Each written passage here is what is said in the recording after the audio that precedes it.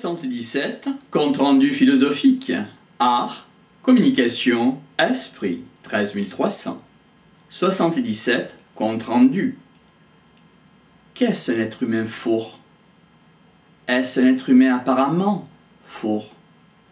Il se peut qu'un être humain, à l'intérieur de lui, éprouve de la peur, de l'insécurité. Cela dit, il peut par ailleurs occuper une fonction élevée. Quel est le travail à accomplir? Travail entre guillemets. Est-ce qu'il y a une méthode pour s'opposer à l'aléatoire? Qu'en est-il de la coopération? L'important, c'est de rester dans le jeu, J-E-U. Remarquons qu'il y a assimilation de ceux qui s'opposent, car ils jouent la même partie. Ainsi, les agents secrets s'échangent des informations. Cela induit que par intérêt, ils ne se tuent pas. Il y a presque un respect mutuel des généraux, et notamment de généraux de camps adverses. On peut dire qu'il y aurait une estime respectueuse qui s'établit. Ils jouent la même partie. Il y a un respect des combattants de haut niveau. À qui de jouer quand nous entrons dans le jeu? Immodestement, nous? Quelle personne? Une carte ou des proches? Pas nous-mêmes? Que se passe-t-il quand nous allons jouer la carte? Nous avons répondu par invitation immédiate. On joue pour comprendre et répondre aux énigmes. Comment fonctionne le suprasensible?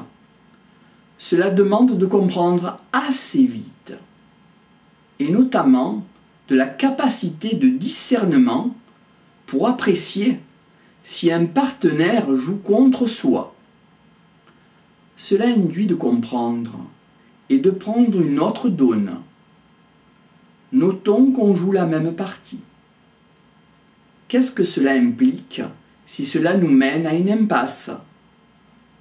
A priori, cela induit de changer de direction, ou cela est fait pour que nous pliions. Or, une case vide ne peut pas rester ainsi.